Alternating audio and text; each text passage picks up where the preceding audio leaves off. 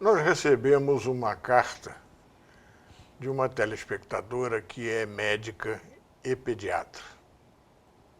Ela pediu para não revelar o seu nome, a não ser o primeiro nome, é a doutora Renata.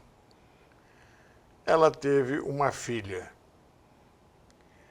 e resolveu que não seria pediatra da própria filha, porque imaginava que num momento de crise poderia misturar emoções com a razão e isso não é bom, nem para diagnóstico, nem para tratamento.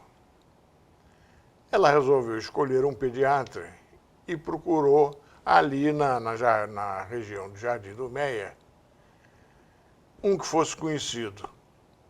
E escolheu o Dr. Bruno, que é pediatra por ali há mais de 20 anos. Logo nos primeiros contactos, ela não gostou do Dr. Bruno.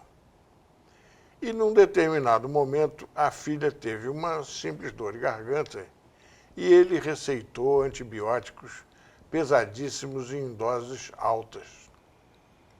Ela interpelou o médico e ele disse: não, a senhora dá a dose que quiser, que tiver acostumada, não tem a menor importância.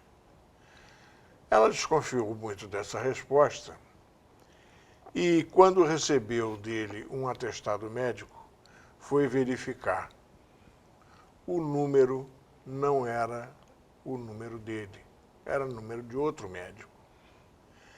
Ela continuou a verificação, ele não fazia parte de qualquer entidade pediátrica no Rio de Janeiro.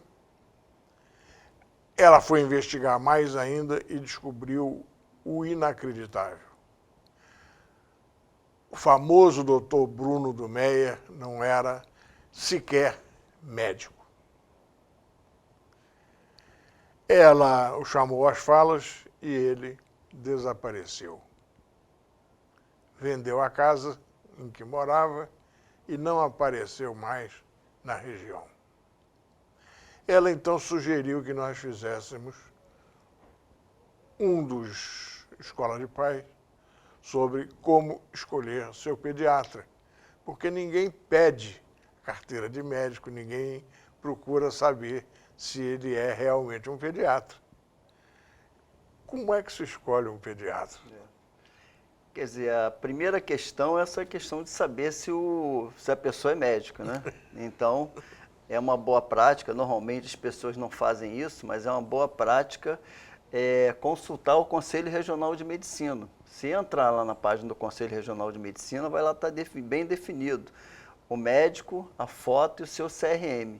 Então, dá para comprovar. Na dúvida, manda uma correspondência, eu faço uma consulta ao Conselho Regional de Medicina. Então, o problema dela era mais grave ainda. Quanto à escolha do pediatra, uma das coisas também, pensando aí na caracterização, na possibilidade, o ideal é que o pediatra ele tenha o título de especialista da Sociedade Brasileira de Pediatria. Também entrando no site da Sociedade Brasileira de Pediatria, dá para ver quem tem o título de especialista. Falando mais das coisas, não da legalidade, porque, na verdade, qualquer médico, nosso sistema é assim, o médico se forma, ele pode fazer qualquer tipo de procedimento, desde coisas simples até procedimentos neurocirúrgicos que ele resolver. Lógico, ele vai pagar pelo que ele fizer se ele tiver condutas erradas, mas ele pode fazer. Então, não é ilegal alguém exercer uma função de pediatra ou de clínico se tem um registro no Conselho Regional de Medicina. Mas a consulta ao site da Sociedade Brasileira de Pediatria vai dizer se a pessoa tem aquele título de especialista. Ou, às vezes a pessoa pode não ter o título, mas pode ter, por exemplo, um título de residência médica, que fez residência médica em pediatria. Então, essa caracterização é muito importante para você saber do que se esse profissional está capacitado, se ele teve um treinamento bom para atender o seu filho. Essa é uma primeira coisa. Agora, quanto às outras questões de relacionamento, aí a gente tem que pensar como é que isso se dá, né? Porque está ficando cada vez mais difícil encontrar um bom pediatra que esteja disponível nos tempos que a gente precisa, ou que a criança, no caso, precisa. vão para fim de semana, querem que se respeite o feriado deles. Então, a disponibilidade tem que ser negociada. Ao escolher um pediatra, é preciso negociar com ele a sua disponibilidade, ou, se não negociar, pelo menos saber se ele está disponível ou não, e se quando não está disponível, se ele tem alguém que o substitua automaticamente. Bem, é fundamental estabelecer as regras da convivência, as regras de relação do trabalho do pediatra com a família. E aí saber em relação a quais são os contatos. Hoje em dia a gente tem diversas formas de contato. Tem telefone celular, tem e-mail, tem SMS, tem WhatsApp, tem até Facebook. Então, essa definição primeira de como numa situação de urgência, de emergência, você vai encontrar o seu médico, é fundamental que estabeleça desde o início essa regra.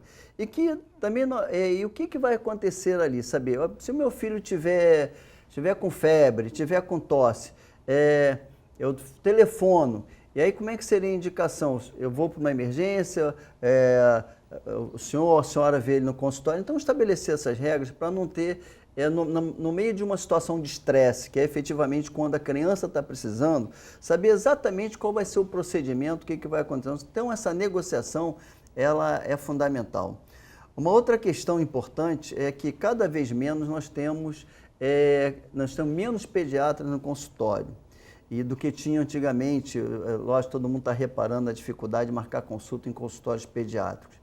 Tem diminuído o número de pediatras que faz consultório, porque na realidade tem a questão também financeira aí do investimento de um consultório. Os planos de saúde pagam muito pouco.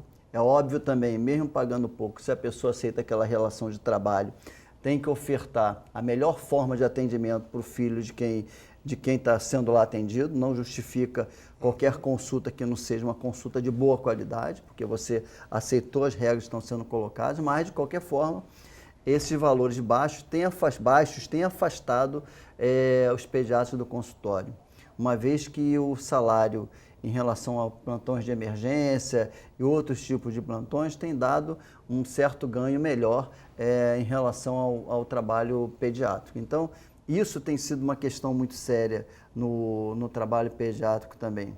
Existe uma reivindicação, viu, Lobo, da Sociedade Brasileira de Pediatria, da Sociedade do Estado do Rio de Janeiro, do Brasil como um todo, de mudar um pouco essa relação dos convênios com os pediatras. Porque todo mundo que tem filho sabe que uma consulta de puericultura de acompanhamento não é uma consulta, não estou aqui desmerecendo nenhum outro profissional, mas é uma consulta extremamente demorada. Se você fizer uma consulta com qualidade, tirar a roupa da criança, escutar bem o que a mãe tem para dizer, às vezes a avó ou a tia que vão numa consulta, fazer uma história decente, perceber quais são os sinais de que possam ter alguma gravidade, saber do crescimento e desenvolvimento da criança, estabelecer essa relação, né, essa empatia, tudo isso tem um tempo nisso aí, de você estabelecer. Depois, pesar, medir, colocar no gráfico, fazer orientação de alimentação, orientação de vacinas, orientação de prevenção de acidentes, orientação preventiva em relação à questão de ordem emocional, conversar sobre como é que está o desenvolvimento psicológico da criança. Então, uma consulta bem feita de puericultura é uma consulta demorada. Então, isso existe uma reivindicação que essa consulta custe perto do dobro do que seria uma consulta normal. E uma consulta com calendário estabelecido. Aquela consulta que a criança vai porque teve um quadro de febre ou qualquer agravo, não, uma consulta de valor normal, mas aquelas consultas que estão certinhas em relação ao acompanhamento de puericultura, que tivesse uma valorização maior do que o que tem hoje. Isso é uma luta que está acontecendo, está difícil que os planos de saúde entendam isso, mas é uma reivindicação que é importante e é fundamental que quem está nos assistindo, que tem muitos com plano de saúde, saber que isso é uma luta dos pediatras em relação a mudar esse pagamento. Doutor Edson, e o que é uma consulta pré-natal em se tratando de um pediatra? Na realidade, o que se tenta fazer hoje é uma consulta pediátrica pré-natal. E acho mesmo que as mães, as futuras mães, as gestantes, devem pressionar até, estou falando a palavra pressionar, que eu acho isso importantíssimo, para que conheça o pediatra antes do nascimento.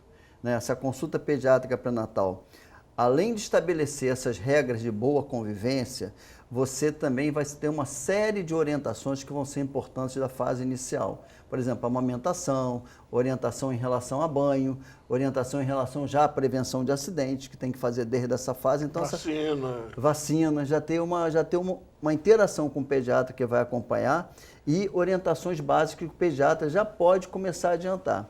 Por quê? A orientação do pediatra, ele deve se ater àquele momento de desenvolvimento e o próximo marco. No caso da gestação, o primeiro marco é o nascimento. Então, o que vai se fazer imediatamente após, você tem que saber na consulta pediátrica pré-natal. Então, os nossos telespectadores devem fazer uma certa pressão para fazer essa consulta pediátrica pré-natal, porque vão ter orientações e também se estabelece, já começa a estabelecer esses limites desse relacionamento com o pediatra, né? Porque, na realidade, o pediatra é como, e às vezes indica até muitos outros médicos, chega a ser um médico como se fosse um médico da família. Habitualmente, quem tem criança é o médico de referência da família, habitualmente tem de ser o pediatra. Agora, outras questões de relacionamento, é fundamental realmente ver se... Porque as pessoas hoje têm ideias, né? têm noções, não são... Com a internet, com o aprendizado, as pessoas também têm posicionamentos relacionados a algumas coisas. Então, tem que saber se a posição do pediatra ligada a determinados assuntos se bate com o que você pensa em relação ao que você quer para o seu filho.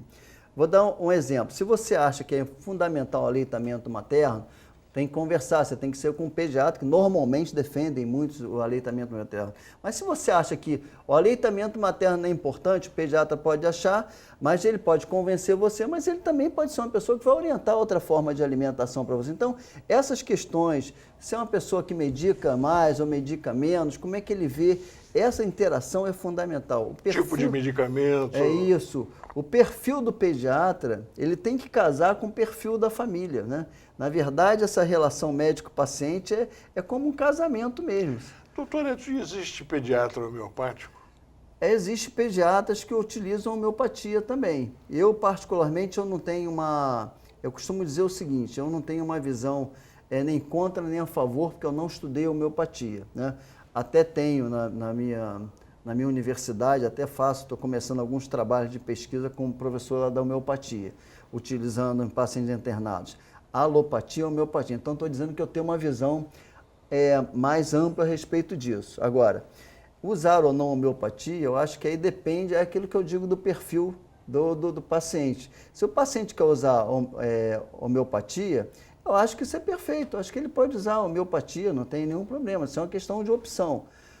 Sem dúvida que existem profissionais ruins, tanto na homeopatia como na alopatia. Às vezes começa a pensar assim, o profissional da homeopatia tem um monte de picareta. Na verdade, tem profissional picareta em qualquer ramo, de saúde ou não, tem picareta em tudo quanto é lugar, né? Então, da alopatia também tem. Então, na verdade, é uma opção que o paciente faz. E quando faz opção, eu não digo nem a favor nem contra. Acho que é uma forma... E, na realidade, o ser humano é muito complexo, né? O ser humano não é muito simples, que eu acredito que não é só um tipo de intervenção que resolva os agravos das pessoas. Eu acho que pode a homeopatia, em algum momento, ajudar. É lógico que há necessidade que se tenha muito claro, e os bons homeopatas sabem disso, que tem questões que efetivamente a homeopatia não resolve. Um exemplo disso são as neoplasias. Então, não tem jeito. Nesse caso das neoplasias, estou partindo para um exemplo bem extremo, né, dos cânceres, então isso tem que ter mesmo a alopatia sempre. Se precisa dar para usar alguma coisa de homeopatia, é outra questão, né? O médico homeopata faz especialidade também? Olha, tem uns que atendem mais crianças, né? Mas normalmente eles são especialistas de homeopatia, né? Eles têm formação, eles têm lugares Por exemplo, lá na Unirio, na Escola de Medicina e Cirurgia, tem residência médica em homeopatia. Mas eles fazem residência médica, ou mesmo curso de especialização, que tem no Instituto Hahnemanniano. Então, eles também, se alguém quer também consultar um profissional de homeopatia, deve buscar alguém com formação, que tenha título de especialista, ou mesmo hoje, já com residência médica. Porque aí você, dentro da questão homeopática, vai depender aí também da formação que a pessoa tem, porque também tem nessa área pessoas que dizem que fazem homeopatia, que lê algumas coisas e começa a dar os produtos, os medicamentos de homeopatia. Vai pelo livrinho. Vai pelo livrinho. E aí realmente isso não é formação, não é como, porque aí você entra como eu digo, entra na internet, bota um sintoma lá e você faz um tratamento, e aí realmente não tem nenhum fundamento isso, né? E essas formas de relacionamento têm que ser bem estabelecidas também, porque às vezes essas formas de relacionamento, a família acha que mandar uma imagem para o pediatra, como por exemplo um WhatsApp, como uma foto, isso ajuda, sem dúvida que essas formas de comunicação hoje ajudam muito, mas ficam querendo só resolver questões através do sistema mais moderno de comunicação. Não quer ter o trabalho Não quer ter o trabalho de levar ao consultório. E às vezes estranham muito, e não devem estranhar, e às vezes é um cuidado importante com o seu filho, quando o médico ele fala assim, leva no consultório que eu quero ver. Porque você vê uma lesão, ou botar mesmo uma gravação da criança respirando, não tem hoje como ainda usar um esteto, perceber a história no detalhe, o que a mãe está contando, perceber a criança, olhar no olho, ver a coisa muito mais ampla. Então, esses limites que a vida corrida hoje, as pessoas acham que através da internet resolvem tudo, a internet não resolve a questão da consulta.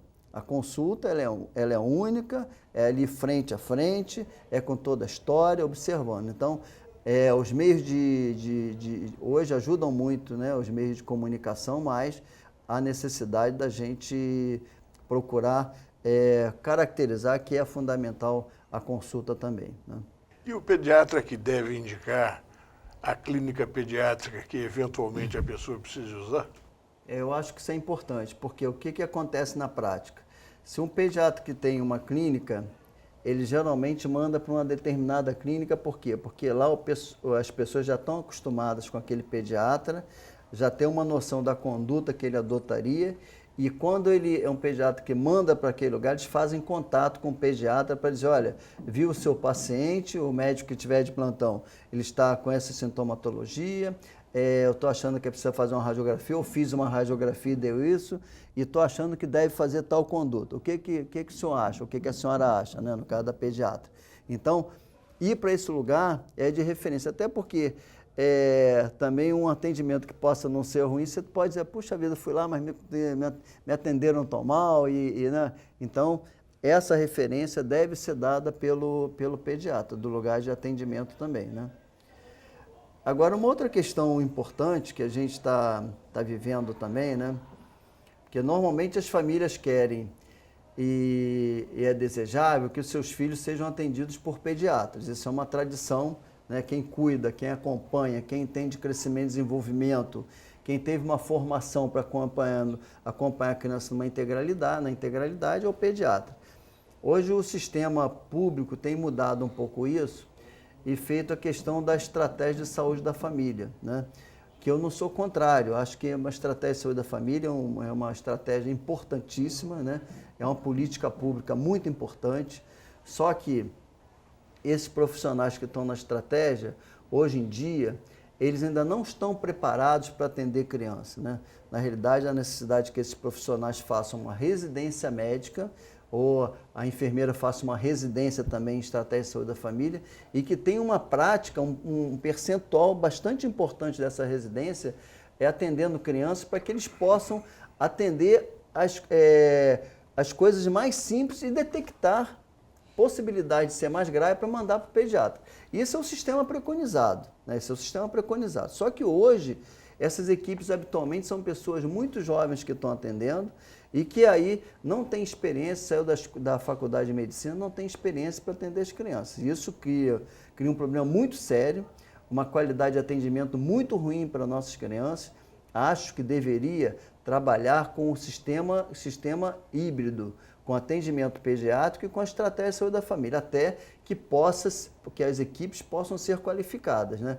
Terminar com atendimento de pediatria, eu acho que, no meu entendimento, apesar de a abrangência da estratégia ela está aumentando e é importante que aumente, isso é efetivamente um avanço, mas enquanto essa qualidade não melhora, acho que a população tem o direito de querer marcar uma consulta com o seu pediatra. E isso está sendo, nesse momento, no nosso sistema de saúde, está sendo vedado, guardando para o pediatra da rede pública como se ele fosse, na verdade, ele é um especialista só para casos em que os médicos da estratégia ou enfermeiros da estratégia identifiquem que tem a necessidade de ser atendido por um pediatra. Eu acho um risco muito grande, porque para você desconfiar, você tem que ter alguma formação, uma formação razoável. Se você não tem essa formação, você não vai desconfiar de que aquela criança não está indo bem. Então, eu acho muito perigoso esse momento, como está sendo proibido que as pessoas no sistema público de saúde possam ter acesso a agendar sua consulta com o pediatra. Acho que não é uma forma boa da política de saúde nesse momento. Saindo um pouco da nossa faixa de público, que é 0 a 6, basicamente, o adolescente hoje tem um médico especialista que atende especificamente adolescentes com um nome até... Ebiatra. Ebiatra. Então, está aumentando a formação de ebiatras? Na verdade, Lobo, é o seguinte, quem tem que atender a criança ou adolescente é o pediatra. Tanto que a residência médica de pediatria está mudando para 3 anos, para dar essa formação. E o pediatra, em última análise, é que tem que atender. O ebiatra seria um especialista mais da área de adolescência quando acontecerem maiores agravos. Então, ele se especializa mais em termos da formação geral, óbvio, do desenvolvimento do adolescente, mas quando tem um agravo maior em que o pediatra ele não consegue detectar. Então, quem efetivamente atende o adolescente é o pediatra. Isso acontece nos consultórios. Lógico que no sistema público está muito complicado, porque nas emergências os pediatras habitualmente não atendem adolescentes, eles ficam separados com os adultos, então o sistema de atendimento do adolescente está complicado. Na realidade, ele não está... O clínico não gosta muito de atender o adolescente e habitualmente o pediatra fica restrito a uma faixa. Mas em todo atendimento do adolescente, o que se preconiza é que seja feito pelo pediatra, tanto na emergência quanto no consultório. O ebiatra seria não para manter um acompanhamento de rotina do adolescente, seria mais para situações específicas em que o pediatra não desse... Porque, na verdade, o ebiatra é um pediatra que depois faz uma especialização em adolescente.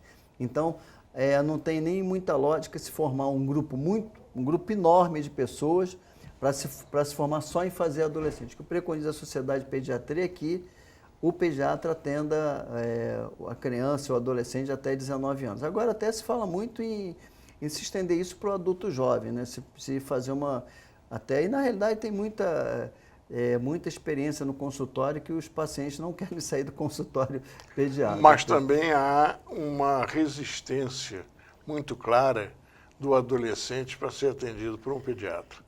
Tem um adolescente, principalmente se o médico ele não organiza o seu consultório para atender num dia crianças, ou pelo menos tem um dia específico para atender adolescente.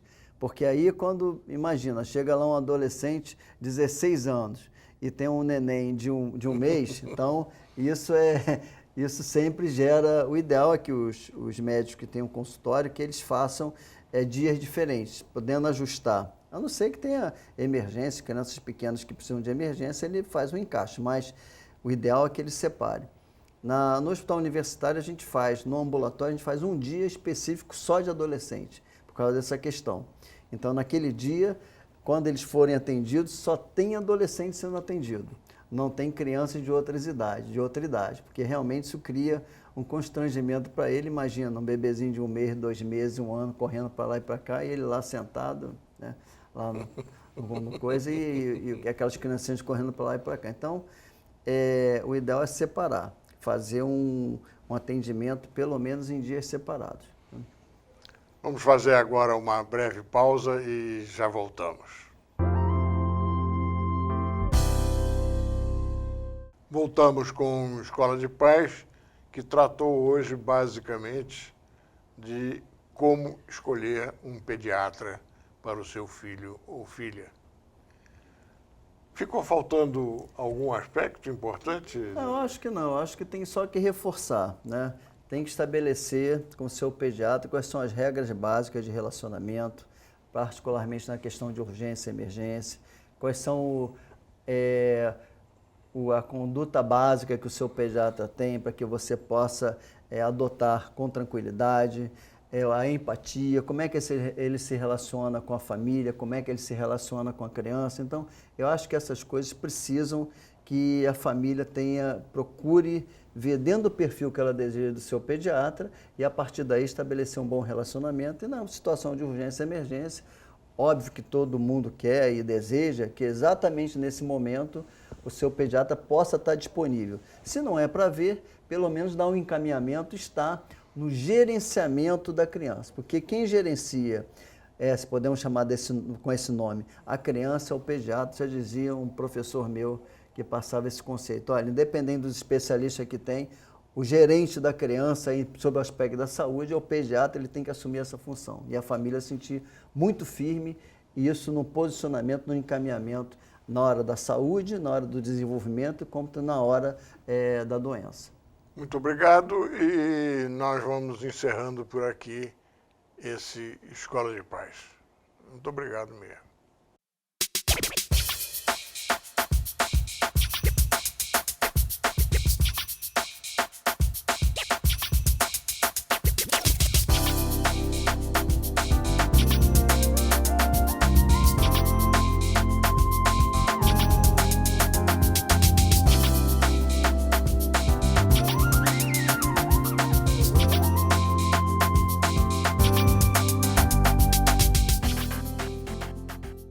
Quer um esclarecimento? Tem um assunto que quer ver aqui no programa? Tem uma crítica, um depoimento, um elogio? Escreva para Luiz Lobo, Escola de Paz, Rio TV Câmara, Praça Floriano, 51, segundo andar, Centro, CEP 20031 050, Rio de Janeiro, RJ. Obrigado.